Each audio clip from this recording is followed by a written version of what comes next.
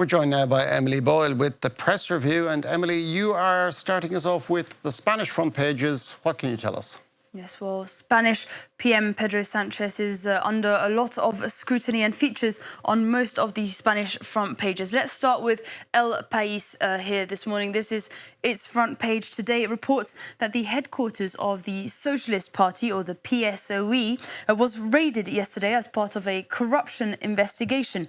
Now, according to the paper, party officials are accused of paying people to, quote, torpedo legal cases against the party by carrying out misinformation campaigns.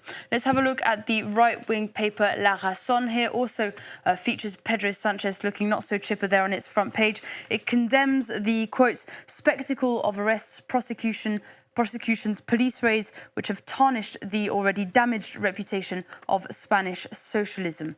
Now, ABC is pretty clear on where the problem lies. It says that all the corruption comes from Pedro Sanchez. The paper says he should have stepped down a long time ago after the first accusations of influence peddling first started to come out. And finally, let's have a look at La Vanguardia here. This is its front page here. It says that amid all these calls for Sanchez to step down, the Prime Minister once again ruled it out during a meeting with the Pope at the Vatican yesterday, saying he really was intent on seeing it through to the end of his term in 2027. And next, Emily, a number of articles are discussing what Russia might do next as its war in Ukraine drags on. Yeah, let's start with the Wall Street Journal. It has this article here this morning saying that Europe is starting to wonder if it might not be next. Now, Putin has recently made quite threatening statements against Baltic states, and the worry is that the recent withdrawal of US troops has emboldened Putin, who might want to try and, quote, reshuffle the cards, since Western intelligence agencies report that he's losing 35,000 troops a month, making the war unsustainable without forced mobilization. Now, expanding the war would effectively allow him to call up even more Russians to the front lines. Now, The Times has an article which looks at how Russia could invade Lithuania. The simulation was conducted by Pentagon and former US military officials, and its three scenarios had very different outcomes depending on how many drones were made available to NATO forces. Now, these findings have their limits, though, because they don't include latest infrastructure projects, like, for example, a huge line of fortification that Lithuania is building along its border with Belarus and Russia. Now, meanwhile, the New York Times is picking up on comments made yesterday by the British head of GCHQ, the British Intelligence Service. Anne Keast Butler explained that because Russia is failing to make ground and losing so many troops, Putin is already trying to pursue a wider conflict in Europe by sabotaging key infrastructure and also undermining democratic institutions. She also reported that new intelligence suggests that 500,000 Russian soldiers have been lost in the war against Ukraine. Meanwhile, RFI takes a look at the potential Russian influence in France in this article here. The Minister for Agriculture, Annie Genevard, sparked outrage by attending a meeting hosted by French billionaire Vincent Bolloré. Bolloré, of course, has been in the news quite a lot recently because of his aggressive takeover of the French media.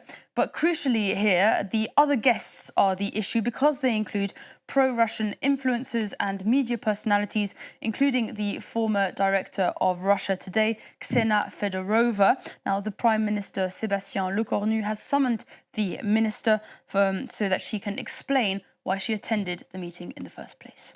And moving on, there's a New York Times exclusive that you would like to highlight. Yes, more drama about Trump's rebranding of the Lincoln Memorial Reflective Pool here in the New York Times because of this exclusive in the paper today, which reveals that the company which was given the no-bid contract charged almost $1 million more than what a typical contract would have cost. Now, their bid happened to be the only bid because they were the only company which were asked. And Trump initially said that he chose the firm because they had worked on a pool in one of his golf clubs. And he later changed his mind, though, saying he had no idea who the company was.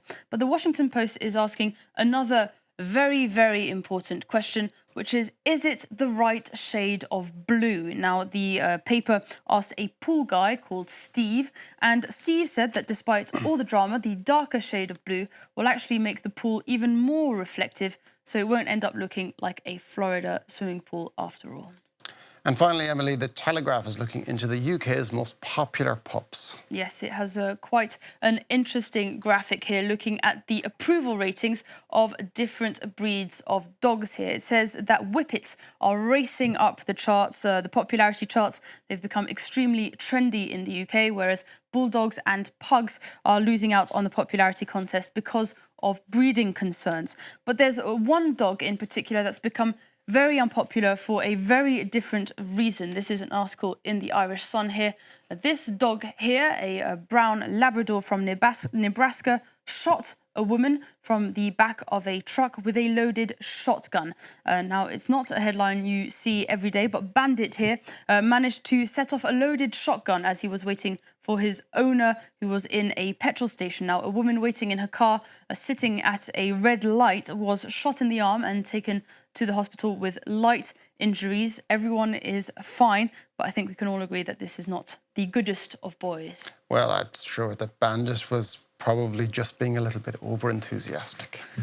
Thank you very much for that, Emily Boyle, and that's all we have time for now. Do stay with us for more news coming up on France 24.